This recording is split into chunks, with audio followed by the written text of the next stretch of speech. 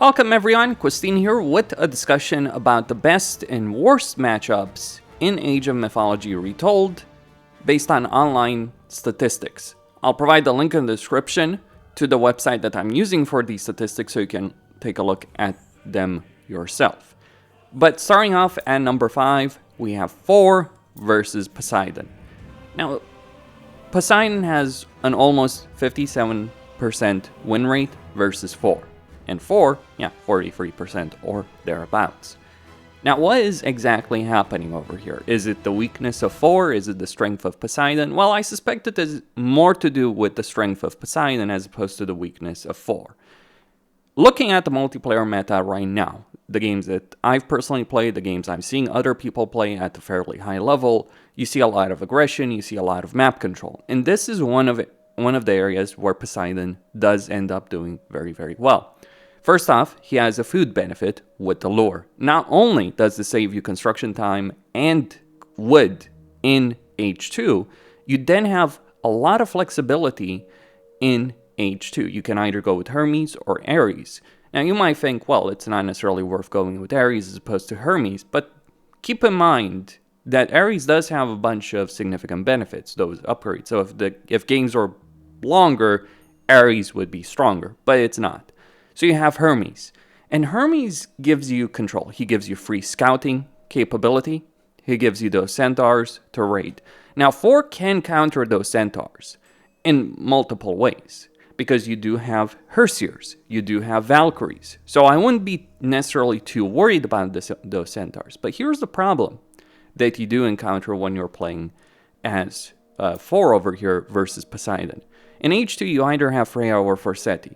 There are obviously significant benefits to Freyr, but there's also some benefits with Forseti. But while Freyr can give you the ability of contesting the map control, compare that to the ability that Poseidon has. See, the problem with dealing with Hermes is that he makes it so, one of the key benefits right now is he gives you that scouting capability, so it's difficult to raid him. And even if you do manage a successful raid, he can always pop a ceasefire ability and just end up halting your advance dead in its tracks. And besides, Thor is not necessarily the best at raiding. That would be Odin, because better vision, which is something that Thor lacks. So you don't have the same kind of level of map control. You don't have the same kind of information. You have to worry about scouting as opposed to Poseidon, who doesn't have to worry about that, because he gets that Pegasus if he goes with Hermes. And even if you don't go with Hermes, you still have Pegasus. You can still get those regardless. And that is just H2. In Age 3, you can serve Poseidon. In Age 3, if you're going Poseidon, you can either go with Aphrodite with those Nemean lions, catch the entire enemy army, stun it, and kill it. Or you can go with Dionysus and use bronze and hydras, or really just bronze, to win engagements. And the problem for the Norse with dealing with either of these, or dealing with the Greeks in general, Greeks have Toxicities, and one shouldn't underestimate their capability. They have powerful heroes, so your powerful myth units as the Norse are countered pretty strongly by that. They have a wide variety of units to deal with any kind of situation. But the problem ultimately lies, what do you do against the Greek cavalry? What do you do against the Greek range units? Well, the problem is the Herdman is not as good as it should be against cavalry. So you end up having to deal with an opponent that can run in circles around you, unless you start getting Jarls. And even then, you still encounter issues if you do so. And while you do have a safe and significant economic benefit as Thor, it's just not enough to keep up with the map control benefits that Poseidon does inherently have, as well as the benefits that Poseidon's minor gods do provide them as opposed to Thor's minor god selection. At number 4, we have two different situations to talk about. The first one is Freyr versus Oranos, and the second one is Set versus Poseidon. Now, the Poseidon situation versus Set, pretty clear, pretty easily understood. The same dynamics that exist between Thor versus Poseidon do exist between Set versus Poseidon. It's a question of map control. The the Egyptians do have better map control. They have scouting, they have those obelisks, and Set does have a food benefit. But it's nowhere near as good as the food benefit that Poseidon does have. So that is one advantage. Your Poseidon's cavalry is also better than Set's cavalry, which is another issue to consider over there. I mean, don't get me wrong, Set does have, chariot archer benefits, priest benefits. These kind of things shouldn't be ignored. But the problem is that Poseidon has a bunch of good stuff available to him in tier 2. Set doesn't necessarily have that. I mean, yes, Anubites. You do have Anubites, but human soldiers. That's what I'm specifying about. Because Anubites can get and are hard countered by the Greek heroes. So map control is a pretty big issue for Set to deal with regards to Poseidon. But many of the things I just mentioned in regards to Thor do apply to this matchup as well. Though I would say it's somewhat better of a situation to deal with, even if the percentages are slightly lower. But just keep in mind, slightly lower. The other situation though, Freyr versus Oranos, with Oranos only having a 42% win rate versus Freyr. What is happening over there, really? Well, based on what I can tell, here's what's really happening. Oranos and the Atlanteans really struggle. In general, the Atlanteans do struggle with the early game. This is a problem they do have. But they specifically struggle against the Norse.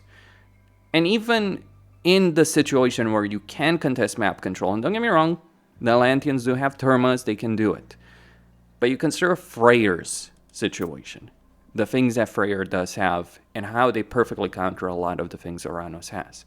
So to begin with, you want to raid Freyr? He doesn't care. Because if you are launching an attack on his base with a surprise, he'll just summon a boar and wipe out your entire army. And then you have to choose as an Atlantean, am I going to get heroes and spend the resources if you use the valor on that? On top of that, Freyr does have the hero benefit and the cavalry benefit that Freya does provide them. Or, worse off for Oranos, Freyr does contest and push him back with Oler. See, the problem with Atlantean tier 2 is it's not particularly great. You can't rush Freyr. Like, if you're trying to do, say, a couple of minutes rush against Freyr, you're going to end up being destroyed. You'll just summon the boar. Even if you do retreat, but it's like you're just wasting time. Sure, you won't recast the board, that would be a net loss. Never mind the fact that because of his cheaper technologies, other upgrades he has, other benefits he has, Freyr could just withstand your rush naturally. But beyond that aspect, you consider the Hellfort situation. Freyr can get a Hellfort in tier 2. And not only that, but he can get Rams in tier 2. And this is where the problem lies. Kronos has significantly better rush potential. Gaia has a much better economy. So between the economic boomers of Freyr versus Gaia, I'd say Gaia wins in that situation. But you look at Oranos, he doesn't have that. He has a mobility benefit, which Freyr doesn't care about, unless you do. Because keep in mind this, as opposed to Oranos, who doesn't have the same kind of flexibility as Freyr, you do have flexibility. Want to go with Freya and start raiding the enemy with cavalry? You can do so. Want to go with Uller and get a Hellfort, get Draugrs, which counter the Atlantean early game roster so freaking hard. What are you going to do against Draugr? Thermas? Draugr will win. Okay. Hero Thermas. Alright, that can work. Until you realize that those Hero Thermas do require resources. And, if an opponent is using his resources to turn units into heroes like that, you can just decide, okay, I'm not going to bother that much with these specific myth units. I'll get the other units to counter them. And besides, you have faster cavalry potentially if you go with Freya.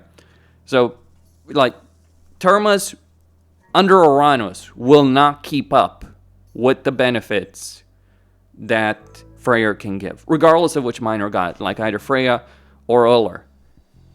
Your anti-cav benefit as the Atlanteans, I mean, if you see Oranos going for the counter cavalry units, just don't get raiding cavalry.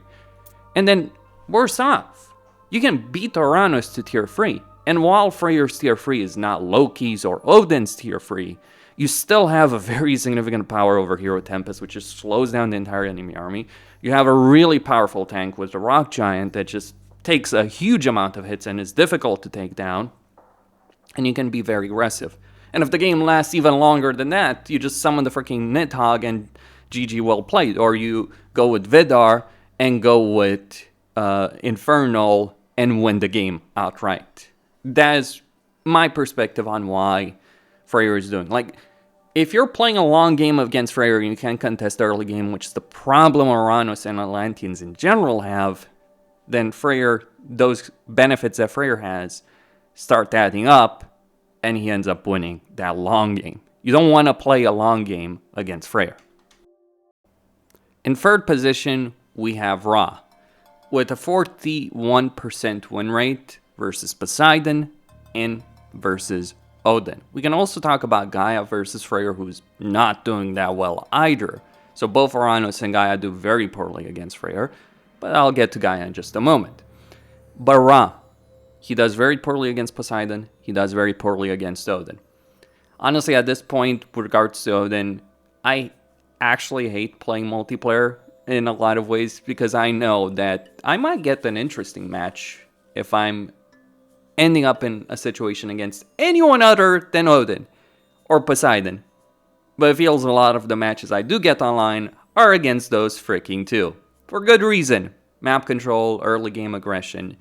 I've talked quite a bit about Poseidon already, so I won't repeat myself. Same things do apply in this situation. Actually kind of worse, because yeah, Ra is in a horrible situation in general. He has overall the worst win rate out of any major god in the game. But it's not the worst situation against a specific major god. It's just like overall Ra is bad. But in specific matchups, he's not the worst necessarily, which is a bit surprising, you might say. But yeah, one-on-one. Like Ra's overall stats are horrible, whereas some other gods do contest, can at least hold their own against certain other gods. Ra is just in a bad situation overall. But what about Ra versus Odin? Well, Odin has an inherent scout benefit with the ravens he spawns at the temple to begin with. He has an aggressive benefit with Heimdall if you want to attack the enemy and tear down their walls, which is actually relevant against the Egyptians because they get automatic tower upgrades in tier 2. Try defending against that. What are we going to do against Odin? Oh, I'm going to get my shitty tier 2 barracks units. Good luck with that. You know, I'll just spam Hersirs and Einhari. Or, you know, if an opponent, or if I feel an opponent is too strong on the defensive, I'll just go, you know, play the long game. And you can still win the long game. Because there's few freaking things you can do against Odin. Because you might hold him off for a while. You cede map control to him, because Odin can control the map. You cede map control to him, and then he just goes to tier 3 and wipes the floor with you. Unless, you know, you're prepared for that. And it only works with specific gods. Like, you know, Poseidon or Zeus or something along those lines. Because like in tier 3, you get Njord, you get Mountain Giants, you get Ringgiver as Odin. And that is a very, very tricky situation to be dealing with. A very difficult matchup to be dealing with over there. So that becomes a problem real quick over there when you're dealing with Odin. Because you know he has that major power boost that you just don't have as Ra. Like, consider the Ra situation in tier 2 and 3. You have no offensive benefit to contest the map with. Oh, Eclipse. That's great. With what? With the Sphinxes? Against Odin with his Heresiers. In tier 3, oh, you get Scarabs or Laser Crocodiles. How great. Scarabs, a siege unit. You think you're gonna attack the enemy base? Good luck with that. What about, you know, the Laser Crocs? They don't work against freaking Heresiers. Like, or, forget Heresiers, Godi. Like, if you're playing as Odin and you're encountering Ra, that's a free win, more or less. Because the toolbox thing he has to deal with you is incredibly limited and comes longer on. Also, Locust Swarm is, like, really a terrible freaking ability in general. Like, it can do a lot of damage if it if it's used, like in a specific situation, you can kill some of the enemy hunt. Yeah, I'm sure Odin is gonna cry over that, considering he can spawn hunts with his innate god power. So yeah, Ra ends up suffering because of that. And you might say, well, you get chariot archers and camels versus Odin, who, if you look at Odin in tier 2, let's just consider the tier 2 situation. You have a 10% speed with cavalry and Valkyries, or you get the Einhari, who have a significant speed benefit on their horn ability, which can catch up to the vast majority of fast-moving units in the game when it's used. Trying to raid Odin or trying to play the chariot archer game or camel game against Odin is a very, very big losing proposition. Because I'll tell you what, like, you get camels as Odin, great. Against Odin, great. He's going to pump mountain giants and obliterate you. You try and get chariot archers, he'll outrun you and kill your chariot archers. There's so limited options to deal with Odin. Like, it's in general, like, Odin is bullshit in a lot of ways. It's the combination of things that, like, there's no bad choice to make as Odin. Except, well, I guess you could go with Tyr, but still, there's no bad choice over here. Like, even with Skadi, she does still have benefits overall. Like, just Njord is that much more ridiculous over there. Yeah, poor Ra, bottom of the list for a reason. This is his worst matchup, or one of the worst, but it's worth keeping in mind that, like, Ra overall is in a terrible situation. It's not just specifically against Odin. At number 2, it is Hades versus Poseidon. Poor Hades. A lot of people complained he was too strong, and then, well, it turned out we were concerned about the wrong thing. We should have really been concerned about both Poseidon and Odin. Don't get me wrong, we'll get back to Odin in just a moment. But Poseidon, already talked about its scouting benefit, food benefit, map control benefits. But let's consider Hades, his situation, and why it doesn't work specifically against Poseidon. You have the shade benefit. It doesn't matter. Greek heroes will obliterate shades. So, throw that away. No benefit whatsoever, more or less. Oh, you get the 15% HP benefit for myth units, except your myth unit choices aren't really the best in the world. I mean, consider this. You can get centaurs as Poseidon, who are better than the tier 2 myth units that Hades has, because centaurs can run away from Greek heroes. They can outpace them. And that is a pretty substantial benefit. And they can outpace Minotaurs and Cyclops. So, yes, they might be durable, but Greek heroes will still kill Minotaurs and Cyclops. And then tier 3, yeah, Enemy Lions and Manticores, but Poseidon will take that stand-up fight and probably win it. In fact, getting into a stand-up fight as Hades versus Poseidon is really one of the worst decisions you can possibly make as Hades. You do get the range soldier benefit, range fortification benefit, but right now it's about map control with units, not fortifications. So while that is not an insubstantial benefit, Poseidon just ends up controlling the map, getting a lot of food, and eventually getting things like Hydra's bronze and just walking over your entire fortification line. You technically have a benefit with the underworld, being able to bypass the enemy base, but your raiding capability versus Poseidon, it's not even close. And the issue is, when you look at a situation of ranged units, and Poseidon versus Hades over here, you gotta consider the following. If you're playing as Hades, you probably won't want to go ranged units. It makes sense, that's your innate benefit. But the problem, the very easy to understand problem, is the fact that Poseidon has regenerating cavalry. So even if you're damaged, and fast moving cavalry as well, if he goes with Spirited Charge. So you can close the gap, do damage, and even get out with his Hypaeus before he even loses too many of them, if he even loses any of them. Your Toxicities will not stand up to them. And if you get Hoplites, well, you can just get Centaurs to support those Hypaeus, and they will kill those Hoplites.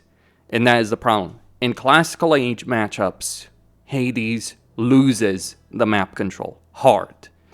And that Sentinel benefit is not enough to make up for it. The Gold Trickle benefit, sure, it's very strong, it's very solid, but that is the problem. I would say Hades would be in a better position against Poseidon if, you know, if he could make use of tier 3 and tier 4 more, but so many games are decided right now by tier 2 control of the map that's not even funny. And even in tier 3, Poseidon has the exact same gods as you do. Oh, you get Chimera. He gets Chimeras as well. And in Age 4, Heteroi versus the crossbows that Hades has, no freaking contest. Heteroi will completely obliterate anything that Hades can put on the field in terms of human units at that point, including those crossbows. And myth units, again, Greek heroes will do quite well. And speaking about Greek heroes, let's consider that aspect as well. The tier 4 Greek hero that you have as Hades is Perseus, compared to freaking Polyphemus. Polyphemus might be slow, he might be a giant-ass target, but geez, can this guy wreck an entire army. Like, seriously, this guy, Polyphemus, is a nightmare from the campaign, and if it actually ever gets to that point, it ends up being ridiculous. Besides, you also have Atlanta. Like, one of the things to be said about Poseidon, one of the significant benefits with him, Atlanta as a hero allows you to have a hero that can keep up with your cavalry. So even if you do get an engagement with cavalry centaurs against an enemy army, you will have a hero that can run around much faster than any other than the myth units that the enemy has, and kill them. She might be a bit more expensive to use, but still a benefit. Whereas with Hades, poor Hades, he gets Achilles and Ajax. Achilles, yeah, he's also fast moving, but he's not as fast as Atlanta, because that's the thing. Atlanta is freaking fast. She's like Sonic the Hedgehog, really, really fast. But yeah, while you do have Achilles, he doesn't mesh well with your army either. And Chiron as the real fast mover over there, yeah, again, problems over there with respect to it. So you just end up falling behind from the very start of a match if you're playing as Hades against Poseidon. Really bad matchup over there. There's some really, really bad matchups, but this is not the worst matchup in the game. That particular title would go to Gaia against Odin and Loki. It's the same percentage. Only 38% win rate for Gaia against Odin and Loki. And when I saw that, I stopped for a second and I wondered, what in the world is going on? It's one thing to have a horrible win rate versus one god, right? But two of them? Something is going on over there. And I know exactly what it is, or I have a strong suspicion what it is. See, both Odin and Loki have scouting benefits. Both Odin and Loki have early game benefits. Different kinds, but Loki's cheaper ox carts, spawning of myth units, spying, and Eyes of the Forest, yeah, benefit. Odin's hunt, his raven scouts, his little spies, benefit. But the real kicker, I think, the thing that's really deciding these games, if they actually end up being that long, assuming that happens, never mind the fact that Norse Tier 2 is substantially better than Atlantean Tier 2. What would you do as an Atlantean against the Norse in Tier 2? Like, they can have Hersiers, they can have throwing aspect, they can have raiding cavalry. You can deal with the raiding cavalry, but how do you deal with the human soldiers on foot that the Norse do? Like, Chiroballistas, they're way too expensive for a Tier 2 unit. And that is, by the way, one of the problems. Maybe their cost should be reduced or something like that. But the real kicker, I think the thing that decides the game, is Njord, which both Loki and Odin have. And I'm pretty certain that this is the reason that the win rate is similar. Because Njord is a game winner. He spawns that mountain giant, you can upgrade it with Jotun, and he can withstand an entire Atlantean army on his own unless there's heroes there. And even if there's heroes, you overwhelm the enemy with numbers because you get the walking trees, you get that Jotun, you get the swarm of human soldiers, and you just walk over the entire Atlantean base and obliterate everything that stands in your path.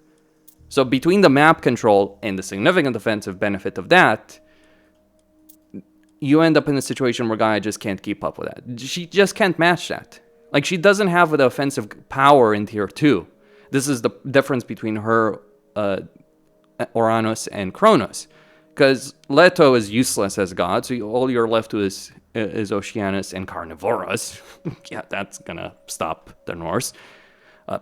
No, it won't. Terrorsaurs will obliterate the carnivore. You get Bite of the Shark, but Odin does have healing. Loki can get healing. So, yeah, I mean, especially Odin. I was surprised that it's roughly the same loss rate to both Odin and Loki, even though, like, Odin does have inherent healing with his Great Hall units. But whether or not you're going with infantry or cavalry, it doesn't matter. Like, the true winner is, as I said, Njord. Really powerful benefit over here. It is tricky to deal with this situation of mountain giants combined with walking woods. Really, really tricky. And you don't have necessarily the capability of doing so. I mean, yes, you could use Rhea with Traitor to turn one of the mountain giants in your favor and try and turn the game against them. But I'll be honest, it may not be really be enough with respect to that. So that is, those are some of the problems over there. And I think that's the reason why Gaia is doing so poorly against both Odin and Loki, who are just dominating her. Costin signing out. Don't forget to subscribe, like, and enable notifications, and stay tuned for more.